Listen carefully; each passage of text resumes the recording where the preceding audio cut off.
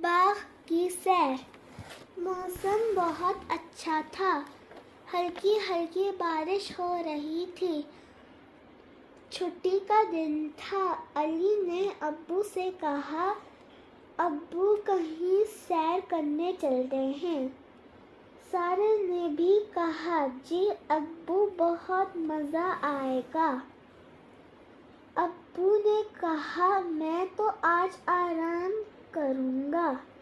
علی ضد کرنے لگا تو ابو نے کہا، اچھا شام کو چلیں گے۔ عصر کے بعد چائے اور کچھ کھانے کا سامان لے کر سب باغ میں گئے۔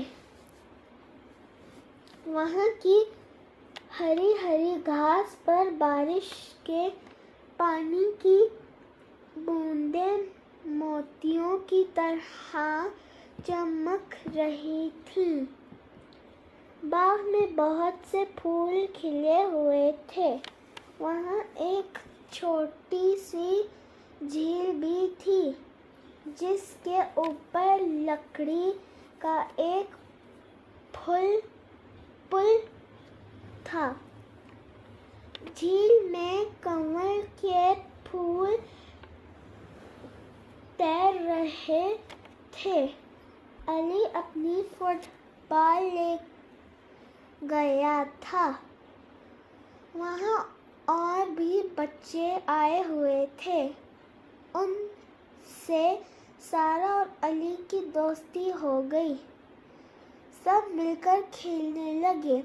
پھر انہوں نے کرکٹ، فٹ بال، پکڑم پکڑائی اور چھپن چھپائی بھی کھیلا۔ تھوڑی دیر بعد امی نے آواز دی، آؤ کچھ کھا لو۔ علی اور سارا نے پکوڑے کھائے۔ سارا نے ابو سے پوچھا، ابو یہ کون کون سے پھول ہیں؟ ابو بتانے لگے، یہ گلاب ہے، اس کے بہت سے رنگ ہوتے ہیں۔ چنبیلی سفید ہوتی ہے، وہ گیندا ہے، اس کا رنگ گہرا پیلا ہوتا ہے، جسے زردہ رنگ بھی کہتے ہیں۔ یہ گلداؤدی ہے، اس کے بھی بہت سارے رنگ ہیں، وہ دیکھو پیلے، گلابی، نارنجی، کاسنی اور جامنی رنگ کے پھول، کتنے سارے رنگ تو یہاں بھی ہیں۔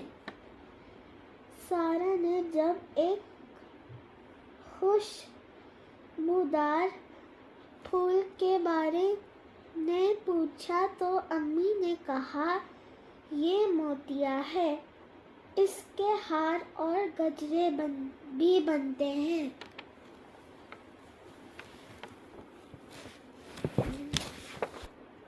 علی نے آواز دی تو سارا کھیلنے چلی گئی۔ مغرب کا وقت ہو رہا تھا۔ ابو نے کہا، چلو اب واپس چلیں۔ سارا اور علی نے سامان سمیٹنے میں امی ابو کی مدد کی اور گھر واپس آ گئے۔ اسکول کا کام بھی کرنا تھا۔ کام کرنے کے بعد کھانا کھایا اور عشاء کی نماز پڑھ کر سو گئے۔ شکریہ۔